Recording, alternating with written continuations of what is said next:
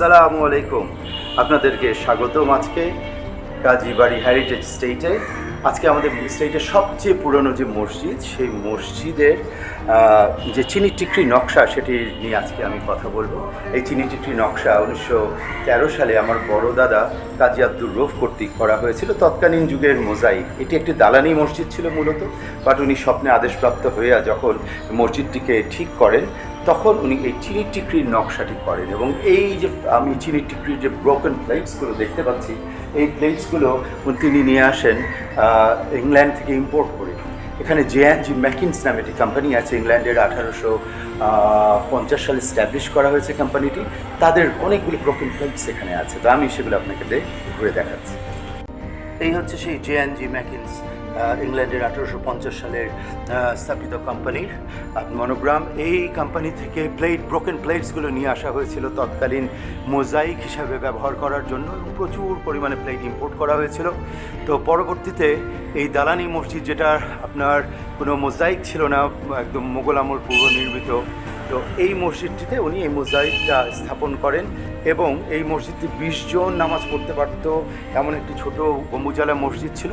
পরবর্তীতে আমার দাদা যখন এটিকে আবার প্রয়োজনে সংস্কার করেন এবং এই বারান্দাটি সংযোজন করেন, যে বারান্দাটি আমি এখন দেখতে পাচ্ছি, এই বারান্দাটি সংযোজন করার সময় তিনি আবার সেই একই টাইলস, বেঁচে যাওয়া টাইলসগুলো এখানে ব্যবহার করেন।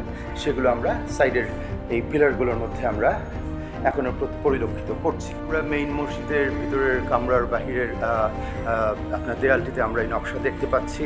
পরবর্তীতে আমরা দেখতে পাচ্ছি যে এই পাটাতনের মধ্যে জে&জি ম্যাকিন্সের বিশাল নকশা প্লেটগুলো করা আছে, এবং এই পার্শ্ববর্তী যে অংশটি আছে সেটিও এই নকশা দিয়ে করা হয়েছে আর কি। আর এর উপরে আমরা দেখতে পাচ্ছি মোগল আমলের সেই নকশাগুলো, যেগুলো আমরা সব মোগল আমলের স্থাপত্যগুলোতে আমরা দেখে থাকি। ভিতরে আমরা কিছু সরু পিলার দেখতে পাচ্ছি, যেগুলো সুলতানি আমলের সময়কার ছিল বলে আমাদের ধারণা করা হয়। সরু পিলারগুলো যেগুলো সরু করে করা রয়েছে, ঠিক এর পাশে রয়েছে কাজী আব্দুর রৌফ সাহেব এবং কাজী আব্দুর রৌফ এবং তার আমাদের প্রথম পূর্বপুরুষ সৈয়দ সাহেবের মোকাবেরা বা কবর। এইটিকে আমরা পুরো মাটি দিয়ে ঢেকে রেখেছি এবং বিশাল বড় 20 ফিট উঁচু বেষ্টনী দিয়ে আটকে রেখেছি, বিকজ এখানে পরিবেশ ভালো না হয়। আমরা কবরের পবিত্রতা রক্ষা করা, মসজিদের পবিত্রতা রক্ষা করা আমাদের জন্য খুবই দুষ্কর হয়ে পড়ে। তো যার জন্য এই মাটি দিয়ে ঢেকে দেওয়া হয়েছে ওনার এই কবর দুটিকে। এটি অত্যন্ত প্রাচীন কবর, একটি প্রায় 500-600 বছরের পুরনো সৈয়দ সাহেবের, এবং পরবর্তী কবরটি হচ্ছে গিয়ে কাজী আব্দুর রৌফ সাহেবের। উনি 1921 সালে মৃত্যুবরণ করেছিলেন। আমরা কাজীবাড়ি মসজিদটি দেখতে পাচ্ছি, পাশে কবরস্থান। এই মসজিদের গম্বুজটা আমরা এখান থেকে দেখতে পাচ্ছি। আমরা মসজিদটাকে এই হচ্ছে গিয়ে সেই গম্বুজ, যে গম্বুজটি আমার বড় দাদা 1913 সালের দিকে নির্মাণ করে দিয়েছিলেন মসজিদটির জন্য। পুরো মোগল আমল পুষ্টি করা হয়েছে, সেই ভেঙে হয়েছিল।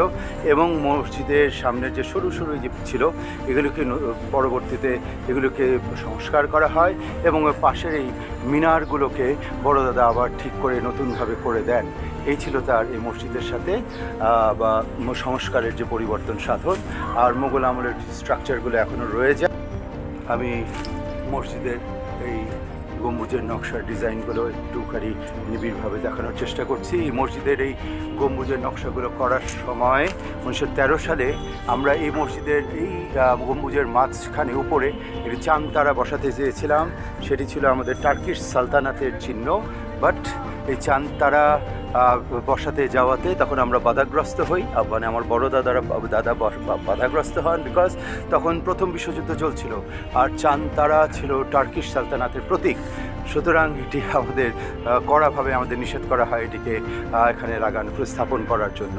তো এই জন্য আমাদের আর মসজিদের উপরে সে চাঁদ তারা স্থাপন করা হয়।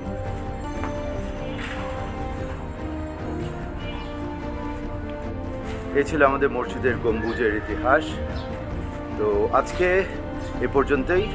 ভবিষ্যতে আরেকটি পর্বে আরও কিছু সংক্ষিপ্ত ইতিহাস নিয়ে কাজীবাড়ির আমি আবার ফেরত আসবো আপনাদের মাঝে। তো সে সময় পর্যন্ত আপনাদের কাছ থেকে বিদায়, এবং আপনাদেরকে ধন্যবাদ আমার এই এপিসোডটি দেখার জন্য। তো আজ বিদায় নিচ্ছি। আসসালামু আলাইকুম। ইনশাল্লাহ আবার দেখা হবে।